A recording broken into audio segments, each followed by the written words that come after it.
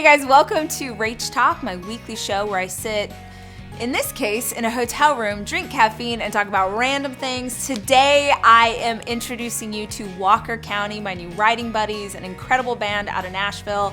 We are hanging out in Nashville. We're talking about thieves. We're talking about flirting. We're talking about my relationship. We're talking about... I can't remember what else we're talking about, but it's going to be fun. You should totally hang out.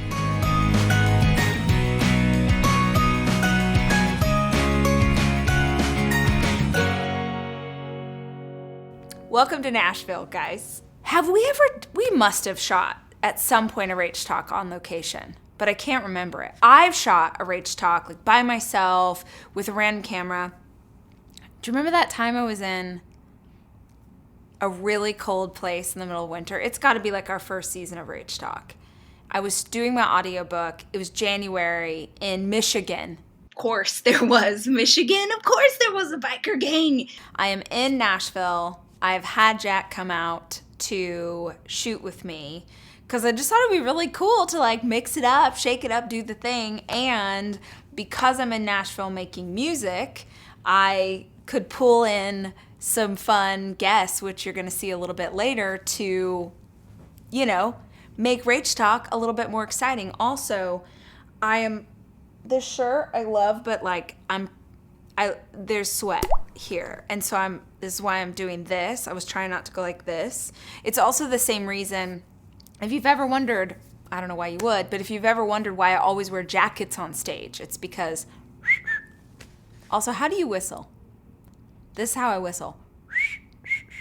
I know. My older siblings used to say I looked like a rat, which was rude, but probably accurate. I don't know how people whistle like this.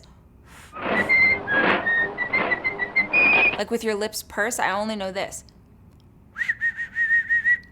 Rat. We were in Nashville last week. Jack, if you'll recall. Jack came here. Last week I was here. I was shooting a podcast. Jack came out. And can we just tell this story? It's the most Jack story I ever in my life. I asked Jack, I said, hey, are you available to come to Nashville to shoot this podcast? And he's like, yes, of course I am. I'm thinking, let's knock out some Rach Talks while you're here. Let's get an on-location moment. So I sent a note to the team. I said, hey, when does Jack land in Nashville so that we can shoot these Rach Talks? They said, oh, he's driving. He's driving from Austin, Texas to Nashville, Tennessee. Why? Because he thought he was supposed to? Because he likes a road trip? Because he wants to drive for 12 hours straight? Did you think I wouldn't fly you here, or you just wanted to drive? Wanted. Okay. Because the way I heard it was, oh, he didn't know, and so he's like, and I was like, what kind of monster makes someone drive their own vehicle across state lines? It was so crazy. But we did a podcast that was so amazing, and I am really, really pumped for you guys to get to see it. It comes out soon. There's going to be a whole theme. Y'all, if you don't like music, get ready, because it's going to be a big part of the stuff that we're working on, so it's going to weave its way in. But got to sit down with an incredible songwriter, like a really, like one of the greats, and talk about songwriting, so I'm really excited. But because Jack drove, we didn't quite have enough time on the ground last week, so he came back out. He flew. Don't worry, he flew this time, and we're here and we're doing this thing. And I got a list, Jack. I got a list of things to talk about. Buckle up. Okay. I love that I have this note on my phone for Rach Talk conversations, and this is in caps. That's how serious I am about it. In Cali, if you want to get your car washed, you go to a place, you get out of your car, and someone takes your car through, and then people like clean it all and whatever, and here's your car. In Texas, to my knowledge, I don't even know where that would be. You don't get out of the car and nobody's cleaning inside your car. There's drive-through car washes, okay? Have you been to a drive-through car wash? Yeah. Drive-through car washes, And some are like at the gas station, you sort of just put in your info. And then some are like, this is a legit, we're committed to this, right? This is a business. And there's like college kids who are like scrubbing the car before it goes through the long tunnel with the whirring and the woo and the shh and the and all of it, okay? When I go to the car wash, you go up to the screen and it says like, do you want the basically like, do you want tall, venti, or grande or whatever. Like, what level of car wash do you want? I get $20 because I do my car so rarely that I want to like treat her. Here's my question. How does the car wash tunnel know that my car got the $20 wash? Whoa. I want you to imagine a line. So you go to this thing, it's like 3 banks, right? And then they all merge into one. And then you go into the tunnel. You're telling me that this car wash has the technology to know that I picked the $20 one and Jack picked the $12 one. No, it's all the same car wash. I feel convinced it is all the same car wash. How does it know? So what it says in my notes is, does the drive-through car wash really know the difference? You know when I wrote that note? When I was going through the car wash. Here's my next question. These are just questions. These are just the things that I ponder, okay? How do thieves, I literally wrote down the word thieves. How do thieves not steal all the to-go lunches at restaurants? Okay, so like when COVID happened, it got really popular to get, takeout or DoorDash or whatever. So if you go into restaurants in Austin that are popular, there's all of these like shelves, and the shelves have like a bag that says Jack, a bag that says Rachel, a bag that says Joe, whatever. Yo, we could be eating like kings for free. Like in my notes, I said, imagine you put on a different disguise. You have like your Carmen Sandiego hat and like, a fake mustache, and you go in and you're like, nobody's policing that. You literally go up to the shelf and you're like, now you're taking a gamble about what's in that bag, but you could just look for a bag that has like heavier stuff. Also, sometimes back in the day when I used to eat drive-through food, it happened very rarely, but every once in a while you get something that someone else ordered and it was a delight. You like ordered the salad and then you accidentally got like someone's burger and you were like, thank you God, I didn't actually want the salad, I wanted the burger. But what I'm saying is, how do thieves not take all the lunches? How is this not like an issue? Have you stolen something before? Besides people's hearts? I have never stolen anything in my whole life, ever. I have the fear of God about stealing. I'm not lying, I really am like afraid of it. When I went to the mall for the very first time at like 13 years old, went to the East Hills Mall, it was the thing to do.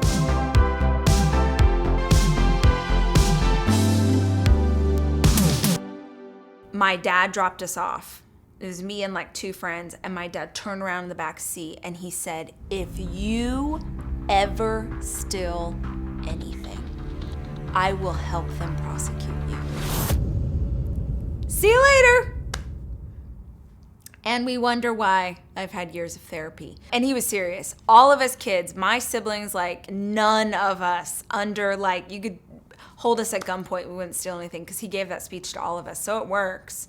But I still to this day, I have driven back to a store in Los Angeles, parked, which is like takes an hour and a half, just because I accidentally got something. I got home and realized like, oh my gosh, I didn't pay for this thing. It was like, I know specifically, I remember I was buying trash cans at Target in LA, and I was also getting a collar for my dog, and it like ended up in the stack, so I didn't see it. And when they scanned it, they scanned the 3 trash cans, but not the collar that was inside. That collar was probably $8. I spent over an hour getting it back to the store, took it inside, and paid for it. I am honest. I do not steal, ever, ever, ever. But I feel like there's an opportunity with the free lunch, guys. I wouldn't. I'd start crying. I'd get caught. I would 100% get caught. My boo tells me this all the time. Like, Anywhere we want to go, anything we want to do, I make him ask because, one, he's beautiful. Two, he has a beautiful accent and people will give him anything. Anything. He's like, no, that's not true. I'm like, yes, it is. I will go ask that hostess for a seat and they'll be like, no. Do you have a reservation? I'm like, no.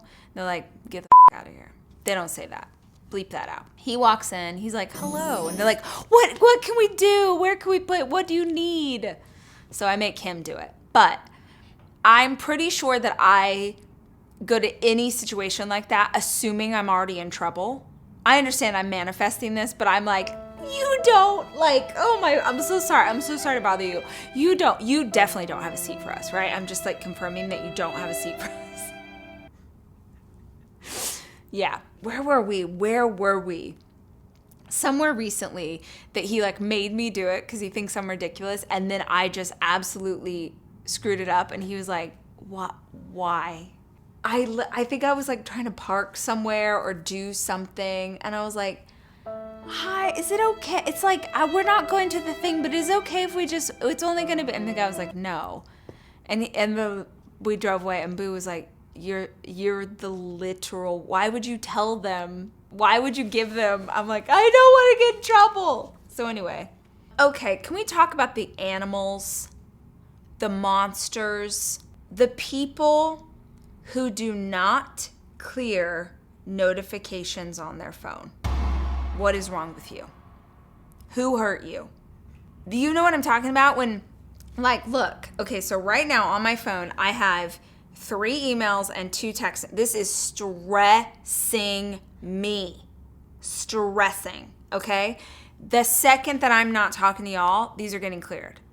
Like, I cannot have those little... Have you ever seen someone that has, like, 1,297 unread emails, 1 million unread text messages? They've got... It's, like, all over their screen. They're like, red, red, red, red. Does your weird not iPhone have notifications? You have notifications. Of course you do. That actually seems really on brand for you. What kind of phone do you have? Carrier pigeon? I would light my phone on fire. I would throw it down a hill. How do you know what you need to do how? And I do this thing where if I need to respond to something, I'll not open it because I know I need to go back in. Like, let's see what's happening on tech. Oh, it's from my boo. He saw me. He loves me. See, that was worth it. But also, I get a dopamine hit because now I don't have any notifications there. Let's see what's going on in email. Apparently, at some point in life, I signed up for emails to tell me if there was ever a liquor store for sale in Austin, Texas. And I just got a notification there is one. You know why? Because I did pre-pandemic ask this question to my financial person. I was like, what are the businesses that can survive anything? And they were like gas stations, liquor stores, da-da-da-da-da. And so I like just started looking at all these different things because I was like, well, maybe I'm not gonna add to the problem. But it would be kind of fun. I sometimes think I might at some point in my life open a coffee shop, open a bookstore, open a whoozy-whatsy, open a gas station, and just like work there. And you'll come in to get gas, and then I'll be like, hi, pump 7? Like, just what a life. I don't have to like be on for camera anymore. I don't have to wear like Little House on the Prairie shirts. I don't have to try and do my makeup and fail miserably, clearly. I just have to help you get your gas or like make you the perfect cortado, which I feel like I can definitely do. But then I wouldn't have time to write. So, I forget we have Walker County coming in. I can't talk as much because we actually have guests today. What a terrible entrance for them, by the way. Like me talking about people stealing lunches. Okay, well, you know what? They knew. They knew what they were going to... Look. I cleared it, and I already have 2 more. Oh, it's them. Aw, cuties. Oh, we are cute. Okay.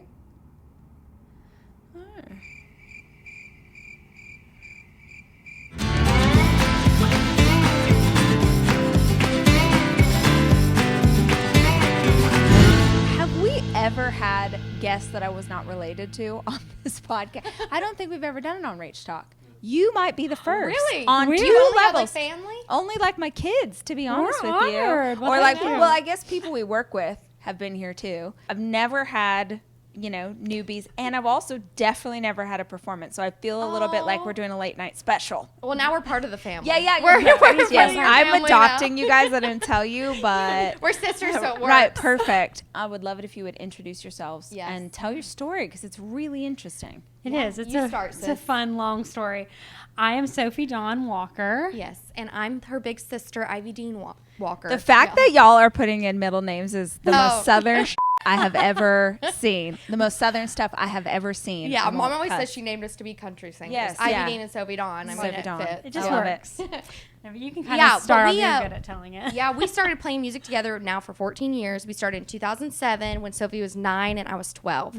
So we've been playing music together for a super long time.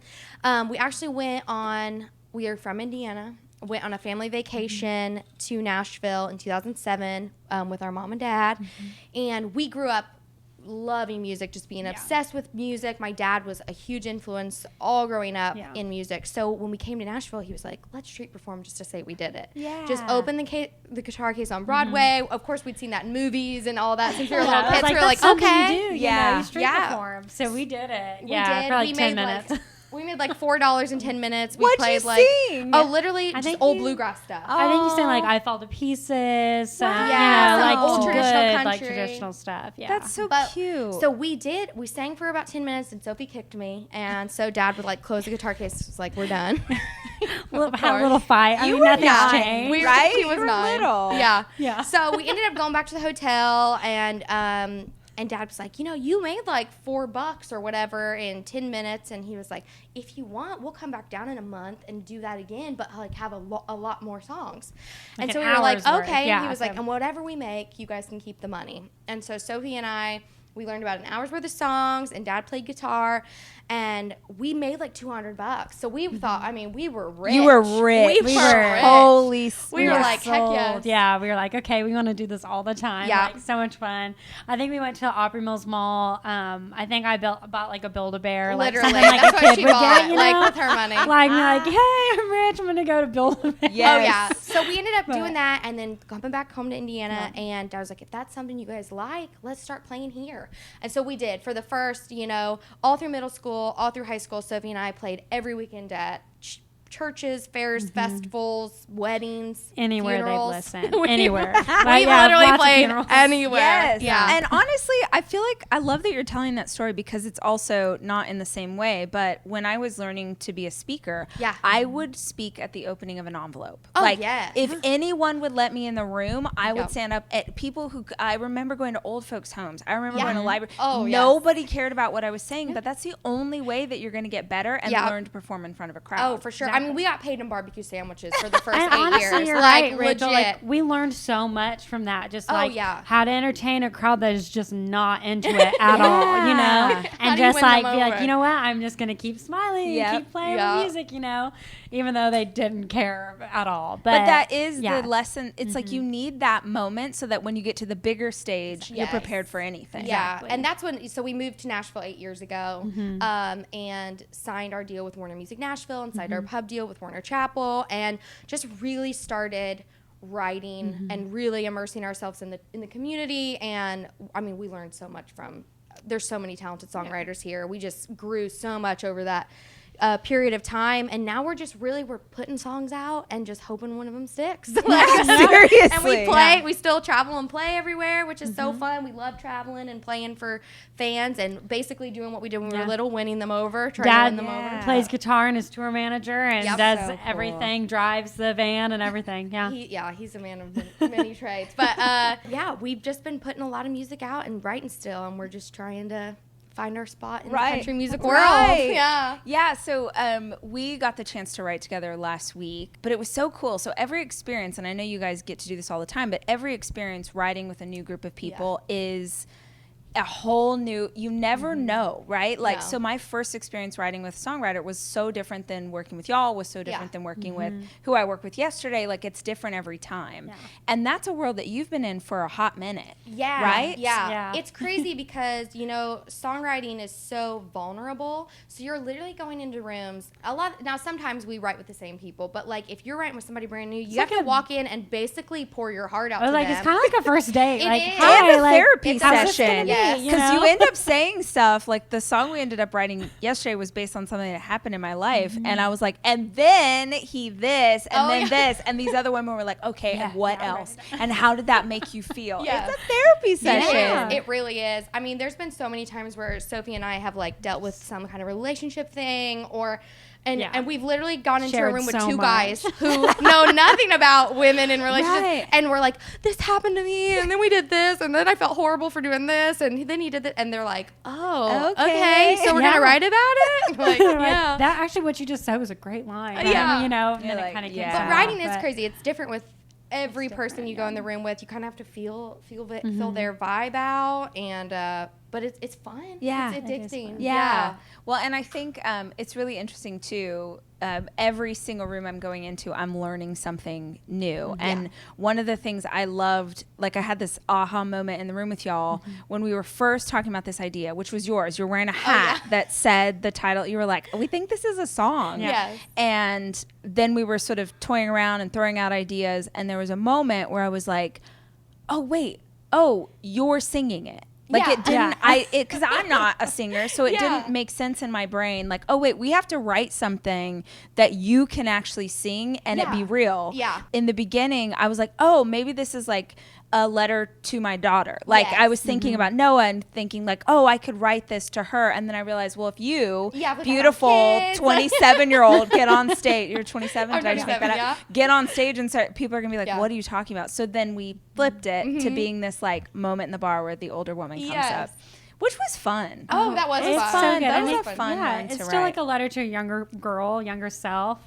But it is funny. That's something different. That, like, especially if you're writing with an artist. As an artist. It is like we try and, do something that we would do because obviously we want every song we write to be something we release. Well, it's funny because when we were younger and we came to town, we just wrote about anything and everything. Like it wasn't really from the heart. It was just like, this is a cool idea. And I remember writing songs about drinking beer, and I hadn't even had my we were like 16 and 19. We were like 16 and 19. Yeah. Like, and like very good girls. Yeah. Like never, we never were like, alcohol, no. Like, that's how we were. So we had never not like that anymore, but life. We never had our hearts broken. No. And that's one of the things like during like 2020, like during the pandemic, I feel like Ivy went through a lot. We lived a lot of life.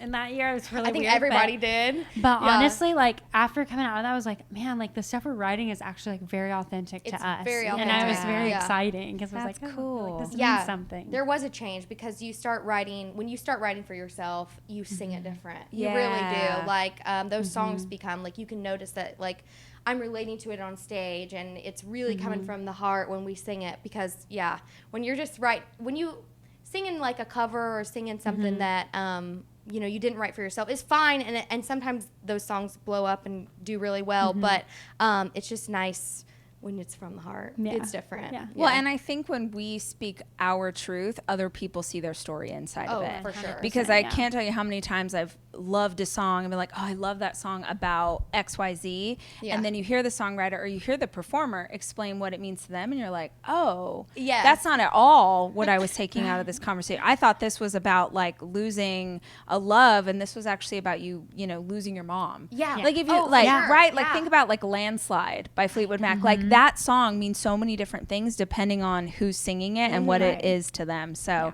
it's been a really rad process. And I'm super pumped that I got to, number one, meet you guys.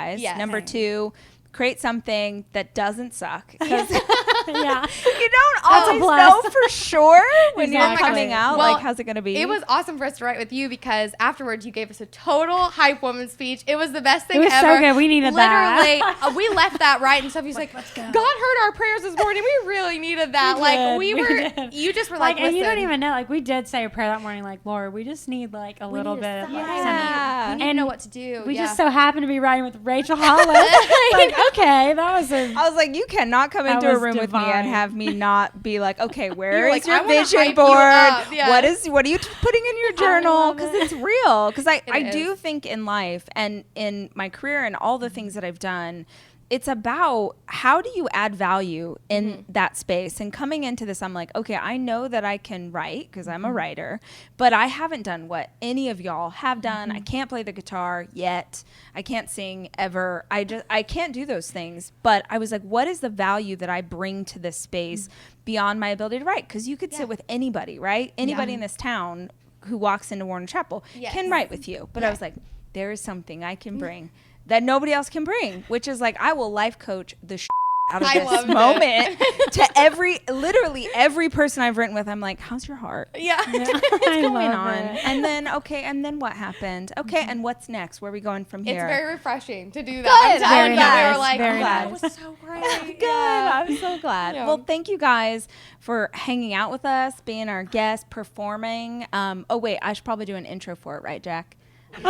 So we are so excited. It's the first time ever on Rach Talk that we have a live performance of music. This is Walker County doing, what are we calling this song? I think we did Bridges You Burn. Bridges You Burn. Bridges You Burn. I don't know why I can't use Bridges You Burn. This is Bridges You Burn by Walker County. We wrote it together. We hope you guys like it. Come on.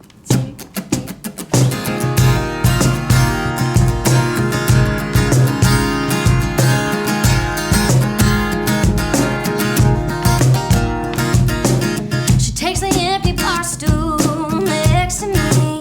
Says, how you doing, honey? And slides me a shot. She doesn't look a day younger than 73. Dressed head to toe in pink, and we start to talk. She listens to me as I pour my heart out.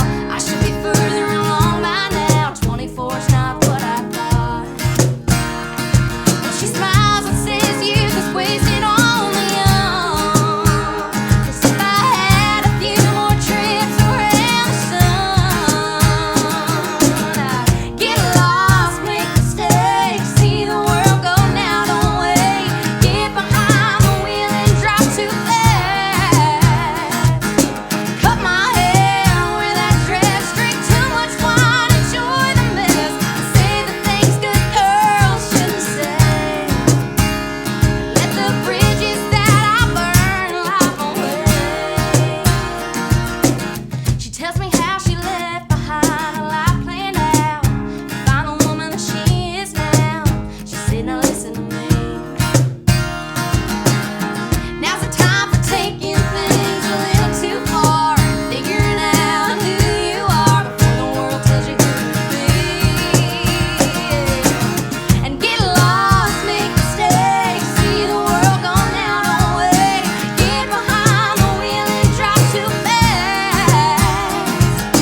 Cut your hair, wear that dress, drink too much wine, enjoy the mess, say the things good girls shouldn't say.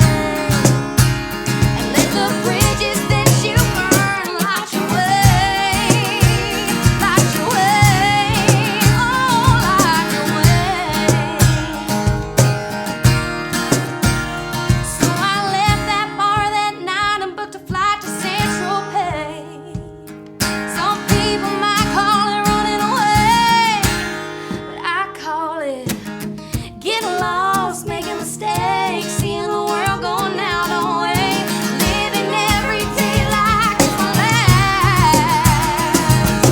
Cut my hair, wear that dress, drink too much wine, enjoy the mess, say the things good girls shouldn't say. And leave the bridges that I burn light my way. Oh, light my way.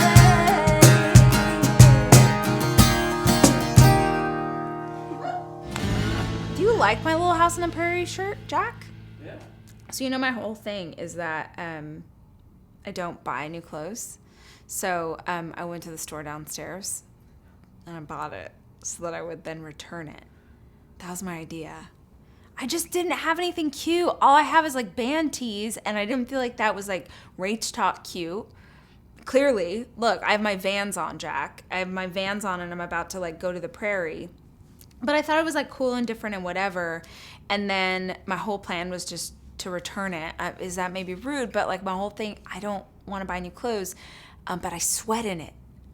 I can't return it because I sweat in it, which means I broke my own rule and I didn't mean to. I was thinking maybe I could like donate something. Maybe I could plant a tree. I feel really bad actually.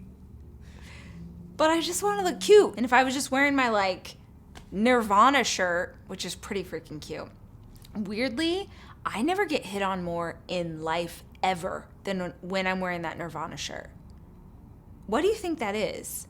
You know what I got today? I'm not sure if it's a pickup line, but I want to pretend that it is because I thought it was like kind of interesting. I was waiting for a table at breakfast this morning. I mean, looking like, can I tell you as a side note, I am wearing one right now. I basically just don't wear bras anymore. I am trying with everything in me to get away in life with wearing a bra as little as possible. And not in a cute, like, oh, I'm 22 and I'm sexy, but like I'm 39 and I want to be comfortable. Legitimately this morning, I went down, I'm at a nice hotel, went down to breakfast, threw a jacket on over my pajama shirt, which was very thin. I was like, if this jacket were to be ripped from my person or like I did a good morning stretch or something, people are going to see things they don't want to see. I was like on my phone and this guy walked by and he was like, are you from New Orleans? And I was like, no, I'm not. He said, oh, you look just like a girl in New Orleans. And I was like, I had nothing for him. I had no response to that. And I didn't know if I really looked like a girl in New Orleans or if this was a line. You think it was a line? Definitely. What would I have said to make it? See, I don't have any game. And I'm not trying to have game. I'm very much in love. I'm taken. The next part is very important. They're going to take you. I genuinely shut down. Have I talked about this on the show? When guys try and talk to me, I shut down like a robot. I think I did. Did I tell you about getting on the plane and I got separated from Boo? I didn't tell this story? Okay, so this is so dumb. I'm getting on a plane and Boo and I were flying together. I don't remember where, but someone got in front of, and so he was like 2 people behind or maybe 1 person behind. And the guy behind me, I have no game. And when I think a man is actually flirting, I am so uncomfortable. I don't know what to do because I never went out. I never like had bar life. I didn't do those things. So I have this bag, this tote bag that the front of it looks like almost like a face. This guy behind me is like, ooh, why is your bag so angry? I was like, like I was like, I don't know. And behind me, my boyfriend is behind this guy and he's like legitimately crying. Because he's watching this guy try and flirt with me and watching me he was like, the guy, I like got to my seat and then like the guy carried on and Boo sat next to me and he's just like, that was the most precious and also most embarrassing thing I have ever seen. And I was like, this is why, like, if you were ever worried that I was gonna go out in the world and like flirt, you just saw I have nothing. And there must have been something going on with my pheromones that day because legitimately like 5 minutes later, people are getting on the plane. Boo's in the window, but he was like working on something and then I'm in the aisle seat because I have to pee like 80 times on a flight, so I just always take the aisle. And a guy stops Jack next to me to talk to me. I was like, what is am I wearing my Nirvana shirt? Like, what is happening right now?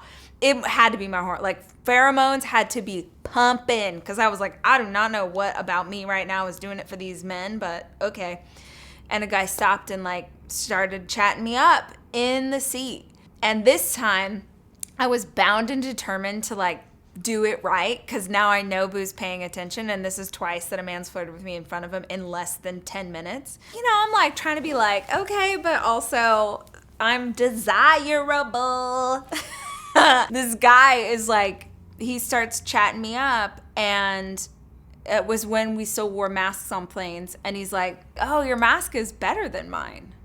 And I was like, first of all, it was the dumbest like way to talk to somebody, but I'm like, at this point, I'm about to make this the greatest exchange ever because Boo's watching. He's like, keeps talking, like past the point where I'm like, we've said all we came to say today, sir. I've proved a point to my boyfriend. And the guy was like, I bet it's pretty annoying when like dudes come up and like try and talk to you at your seat. And I was like, yeah, it is.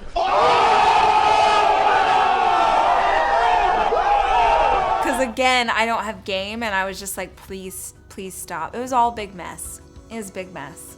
All right, guys, thank you so much for hanging out. If you dug this episode, if you're still here, will you give this a thumbs up? Will you subscribe to the channel so you get a notification every single time we post a new episode? If you're listening to this on pod, subscribe to that channel too.